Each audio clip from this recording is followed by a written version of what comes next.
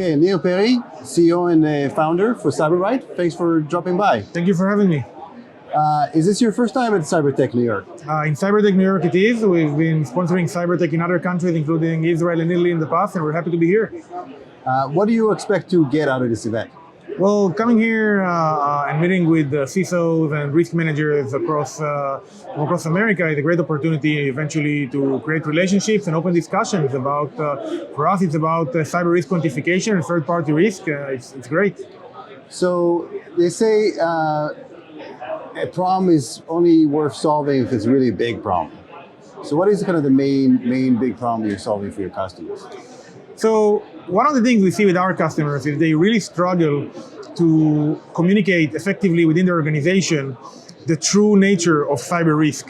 How do you go to the CFO and to the CEO and to the board and explain to them what it means in business terms? What Cyberwrite is doing, specifically in the world of third-party risk, is we help organizations understand the risk, for the economic risk in dollars from each and every third party. This means that instead of saying some third parties are higher risk than others, you can actually put a number, if it's 2.5 million or 200,000 or 20 million, and then eventually when you go to the board, you can say, well, our average exposure is 20 million, a one-time event could reach 8 million, and a catastrophe event could reach 100 million. It's a very different discussion. We're enabling the CISOs and the risk managers to communicate risk effectively to different stakeholders. Who are the typical stakeholders who you're talking about? Well, we usually work with either chief information security officers or supply chain risk management or risk managers or even the CFO in some of the banks we work with.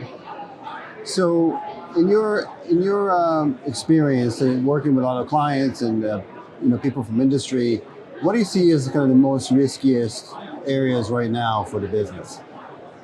Like in terms of either technologies, in terms of partners, in terms of however you want to quantify it. Well, obviously we deal with cybersecurity, but the impact of cybersecurity these days is very different than just impacting the operating systems or servers.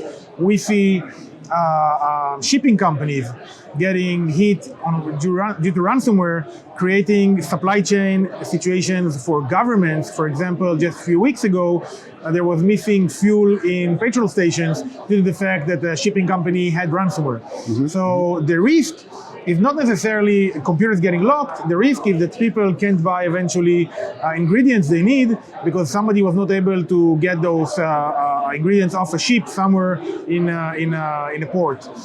So when people now understand that cyber has moved from being a problem for computers, for people who work in a building, into problem of people who won't be able to offload a container off a boat or to get petrol to the petrol station in time or to do other day-to-day activities that have nothing to do with computers theoretically, but they have everything to do with supply chain risk.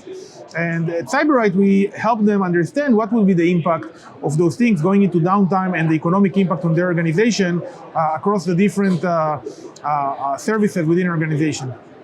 Yeah, it's fascinating. So you help organizations quantify the risk, right, in monetary terms, and then they can go out and do something about it, basically, right? Yes. Once you know, and this is something that we do, once you know both the economic impact and the probability, you're now able to understand who are the highest risk vendors for you, because you can say, okay, this guy is $2 million, but that's a lower risk, and the other is $20 million is a high risk. It really gives you the understanding of who are the highest risk for your organization. Now, if you're Nike or Pfizer or Bank of America, and you work with the same vendor, the risk from that vendor to the three organizations is not the same. It's very different. One organization is subject to regulatory compliance in healthcare, while the other might have other banking-related regulations. Mm-hmm. So the risk, however, working with the same vendor could vary in the millions. And this is something that organizations need to be aware of, how much of risk to actually take by working with a vendor and what's the probability of this happening. We also provide them with improvement recommendations, how they can reduce the risk with each vendor and monitor the vendor throughout the lifetime of the agreement with them. And what's amazing about this is specifically, once you can quantify the risk specifically, you can decide where to invest the money to protect it, right? Because as we know, we all have limited budget, and the attack surface is large. So being able to know where to invest is really paramount, especially for the chief security officer, right? Where they have a limited budget and they have to go to the board and justify getting more budget. I'm assuming that it's part of the due diligence for them to to get a system like Cyberwrite allows them to take that quantification and go to the board and ask for funding to protect that particular risk, right? Yeah, so that's one thing. They're able to take a look at the risk, to go to the board and say, hey, this is the number. Usually the eyes open up and say, okay, we need to invest more. But it's not only that. One of the things we see is that many organizations, because of the lack of budget, they only monitor 300 vendors, 500 vendors, 1,000 vendors. That's a big problem because they have 10, 20, 30,000 vendors and they don't monitor them because they're, okay, it's a print house, it's an HR firm, whatever. Those people might be as risky for your organization, and you might not know it because maybe they're sending them PII of people, you know, that for some purpose, and you're not aware of it because they're not the big tech provider that you work with. What we do with all of our customers, say, first, we will do for you a one-time scan of all of your 30,000 vendors.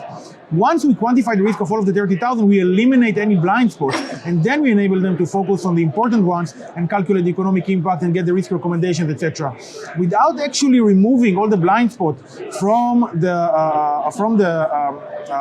partner risk management program, it's very hard to really understand what your risk is.